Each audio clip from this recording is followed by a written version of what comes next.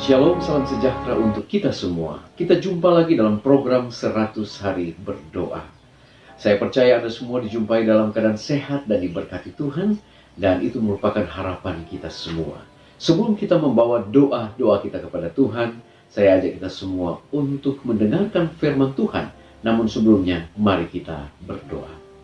Bapa di sorga, kebutuhan kami yang terbesar saat ini, kiranya tuntunan Roh Kudus-Mu boleh menjadi bagian kami saat kami merenungkan firman-Mu. Berfirmanlah ya Allah, kami siap mendengar. Dalam nama Yesus kami sudah berdoa. Amin. Pembahasan kita pada saat ini berjudul dikuatkan melalui firman atau strengthened through the word. Di dalam Ibrani pasal yang keempat ayat yang ke-12, firman Tuhan berkata, sebab firman Allah hidup dan kuat dan lebih tajam daripada pedang bermata dua manapun. Ia menusuk amat dalam sampai memisahkan jiwa dan roh, sendi-sendi dan sumsum. Ia sanggup membedakan pertimbangan dan pikiran hati kita. Saudara, mungkin ketika membaca ayat ini, ada pertanyaan-pertanyaan yang muncul di dalam kehidupan kita, yang perlu kita renungkan. Bagaimana dan apakah Anda pernah diyakinkan oleh sesuatu yang Anda baca dalam firman Allah? Dan sudahkah Anda bertindak berdasarkan keyakinan Anda? Ataukah Anda mengabaikan bisikan Roh Kudus lewat firman yang Anda baca, yang Anda pelajari, ataupun yang Anda dengar? Saudaraku yang kekasih, pedang bermata dua adalah senjata penemuan yang dipakai oleh bangsa Romawi di zaman dahulu, di mana pedang bermata dua ini panjangnya sekitar 75 cm dan ditajamkan di kedua sisinya dengan ujung yang sangat tajam. Jadi, ke arah mana saja seorang tentara Romawi mengayunkan pedangnya, maka dia sedang mengayunkan kematian. Siapapun yang mendekat pasti akan terluka atau akan terbunuh. Dan dengan senjata itulah bangsa Romawi mampu menaklukkan dunia pada zaman dahulu. Nah, saudaraku yang kekasih, firman Allah, Alkitab, bagaikan pedang bermata dua. Pekerjaan pertama yang dilakukan oleh firman Tuhan adalah untuk memperbaharui pikiran kita dengan menusuk seperti pedang bermata dua yang sanggup memotong dan memisahkan bagian-bagian tubuh jiwa kita. Firman Allah sama seperti kapak atau pedang yang memotong jauh ke dalam hingga sampai ke akar dosa yang terdapat di dalam pikiran kita. Di dalam Lukas pasal yang ketiga ayat 9, kapak sudah tersedia pada akar pohon, dan setiap pohon yang tidak menghasilkan buah yang baik akan ditebang dan dibuang ke dalam api. Bahkan di dalam Efesus pasal yang ke-6 ayat yang ke-17, firman Tuhan berkata, dan terimalah ketopong keselamatan dan pedang roh, yaitu firman Allah. Saudaraku yang kekasih, kalau kita melanjutkan dengan merenungkan sehubungan dengan firman bagaikan pedang bermata dua, coba kita lakukan, kita ibaratkan ya. Saya percaya Anda sudah pernah melihat atau menyaksikan, walaupun hanya layar televisi ataupun YouTube, ya, sehubungan dengan orang yang dioperasi. Ketika orang dioperasi, maka para dokter dan tim medis mereka akan mencari di mana bagian tubuh yang harus mereka keluarkan yang sudah terganggu. Dan ketika mereka mengadakan operasi, maka di titik mana yang harus dituju, maka ke tempat itulah alat-alat operasi digunakan oleh para dokter, para medis untuk mengangkat jika ada tumor ganas, jika ada sesuatu yang sudah mengganggu di dalam tubuh manusia. Nah, demikian pula dengan firman Allah. Ketika itu diterima oleh manusia, ketika itu bekerja dalam kehidupan manusia, dia bekerja bagaikan melakukan operasi di dalam jiwa kita. Dia melakukan operasi dalam jiwa dan roh kita, memotong kanker dosa, memotong tumor dosa, memotong akan setiap hal-hal yang ada di dalam kehidupan kita, yang sementara menjalar di dalam tubuh dan jiwa kita, yang sementara menghancurkan akan jiwa kita yang tidak selaras lagi dengan kehendak Tuhan. Dan itulah pekerjaan firman Allah. Dia akan terus bekerja sampai tuntas ketika kita terus merenungkan kebenarannya. Jadi, kalau kita mendengar atau membaca firman Allah, lalu kita merasa kita disinggung, kita merasa dipojokkan, kita merasa kita dikoreksi, saudara, jangan Anda merasa tersinggung. Mengapa? Oleh karena seharusnya kita bersyukur karena Allah sedang melakukan operasi di dalam diri kita. Serahkan dirimu kepada Allah untuk terus bekerja dengan cara merenungkan firman Allah tersebut sampai proses operasi di dalam tubuh jiwa kita selesai. Mungkin Anda bertanya, pendeta, kapan dia akan selesai? Saya akan menjawab, pada saat kebiasaan buruk, dosa-dosa yang ada di dalam kehidupan kita, pengaruh-pengaruh negatif yang membawa hubungan kita dengan Allah menjadi renggang, maka saat itulah Anda mungkin bisa selesai di dalam proses operasi yang dilakukan oleh Allah lewat firman Allah yang hidup ini. Nah, di dalam buku Pelayan Injil halaman 28 alinea yang keempat, Ellen G. White mengatakan, biarlah kebenaran melakukan pemotongan.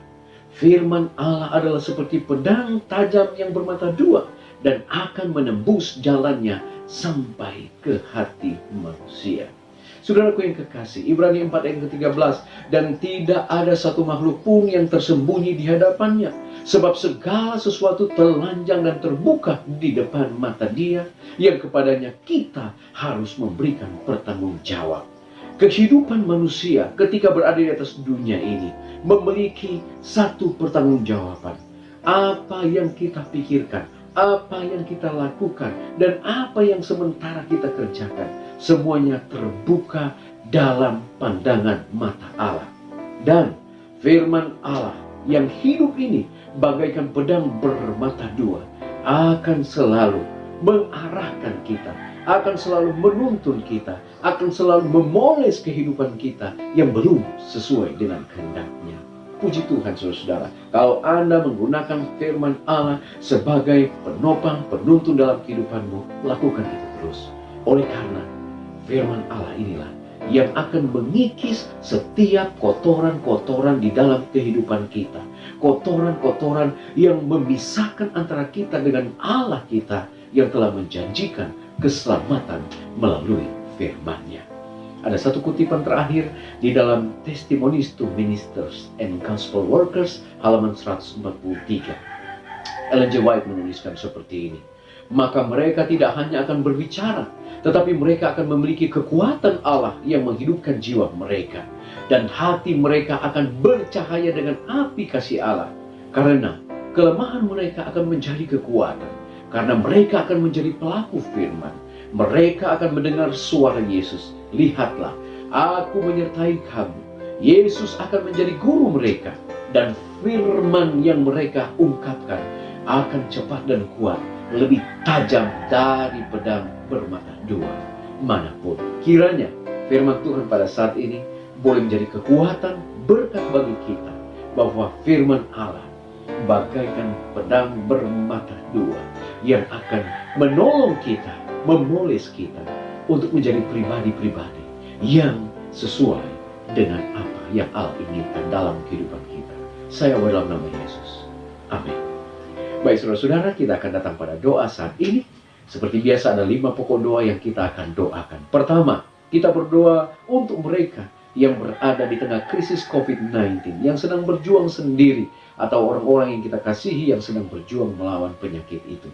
Kemudian kita berdoa untuk kedamaian bagi seluruh umat-umat Tuhan di seluruh dunia, agar terbebas dari rasa takut, rasa cemas, atau merasa sendiri. Kemudian kita berdoa juga untuk jutaan orang yang berjuang di Timur Tengah, khususnya di Iran, Afghanistan, dan Pakistan, agar mereka di tengah krisis ini Allah akan membuka banyak hati untuk kebenaran yang sementara diundangkan lewat online. Kemudian kita berdoa juga untuk rencana-rencana baru dan penjadwalan ulang sehubungan dengan GC Season yang dijadwalkan tanggal 20 sampai 25 Mei 2020 21 di Indianapolis. Nah, kita berdoa agar hujan akhir segera dicurahkan atas gereja, atas umat-umat Tuhan, agar pekerjaan Tuhan di atas muka bumi ini akan segera selesai. Baik saudara-saudara, mari kita menghadap Tuhan, kita berdoa. Bapa di sorga, terima kasih Tuhan. Kami masih diberikan kesempatan untuk melayangkan doa-doa kami kepadamu. Dan kami juga bersyukur untuk firman Tuhan menolong kami untuk melihat bahwa firman Tuhan bagaikan pedang bermata dua yang akan memoles kehidupan kami, menuntun kami, mengarahkan kami untuk hidup sesuai dengan kehendak Tuhan. Bapa di sorga, saat ini kami terus berdoa untuk pokok-pokok doa dalam rangkaian 100 hari berdoa. Yang pertama, kami berdoa untuk mereka yang saat ini Tuhan terpapar dengan COVID-19. Tolonglah mereka oleh kuasa Tuhan, untuk mana mereka boleh mendapatkan kemenangan-kemenangan iman. Biarlah mereka tetap kuat, walaupun dalam situasi ini mereka akan terus berjuang mendapatkan kesehatan dan kekuatan yang berasal daripada Tuhan. Kami juga mau berdoa untuk umat-umat Tuhan di seluruh dunia, untuk rasa takut, khawatir, cemas dengan situasi ini. Biarlah Tuhan akan menolong, agar kami ada kemampuan, kami ada kekuatan, kami ada perlindungan, oleh karena kami memiliki Allah yang sanggup menjadi solusi di tengah-tengah masalah COVID-19 ini. Bapa di sorga, kami juga mau berdoa untuk umat-umat Tuhan yang berada di Timur Tengah, lebih khusus yang berada di Iran, Pakistan, dan Afghanistan. Tolonglah mereka Bapa, ketika masa-masa sulit ini. Mereka akan terus berjuang untuk mana kiranya mereka akan mendapatkan kelepasan yang berasal daripada Tuhan. Dan biarlah di situasi COVID-19 ini dapat menolong juga mereka, untuk mereka yang rindu untuk menerima kebenaran, agar mereka akan segera mengambil keputusan menjadikan Yesus yang menjadi juru selamat pribadi mereka. Bapa di sorga, kami mau berdoa untuk penjadwalan ulang untuk kegiatan GC Season yang direncanakan pada tanggal 20 sampai tanggal 25 Mei tahun 2021. Tolonglah agar pimpinan-pimpinan kami, mereka boleh dapat merancang akan program-program yang akan memberikan satu motivasi yang lebih besar lagi untuk pekerjaan Tuhan di atas muka bumi ini. Dan kami mau berdoa ya Tuhan, biarlah roh hujan akhir akan segera tercurah dan dapat memberikan satu pengaruh yang besar dalam pekerjaan Tuhan di atas muka bumi ini. Kami boleh melihat jiwa-jiwa boleh dimenangkan, dan satu hal yang kami rindukan, Tuhan segera datang untuk membawa kami dalam kerajaan sorga yang Tuhan telah siapkan bagi kami. Bapa di sorga, kami terus berdoa untuk bangsa dan negara kami.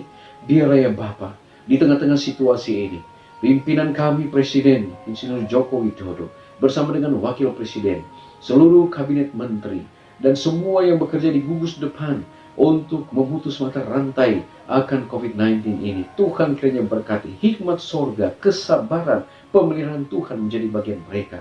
Dan biarlah kami semua masyarakat yang ada di Republik Indonesia boleh memiliki kesadaran untuk mengikuti protokol yang sudah dilakukan, yang sudah diberikan oleh pemerintah, agar kami tetap di rumah, kami belajar di rumah, belajar, bekerja di rumah, beribadah di rumah, dan untuk juga memberikan satu manfaat yang besar untuk memutus mata rantai COVID-19 ini.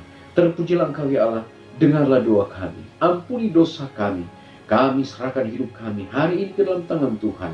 Dalam nama Yesus kami sudah berdoa. Amin. Saudara-saudara, demikianlah pertemuan kita pada hari ini. Tetap semangat, tetap berdoa kepada Tuhan.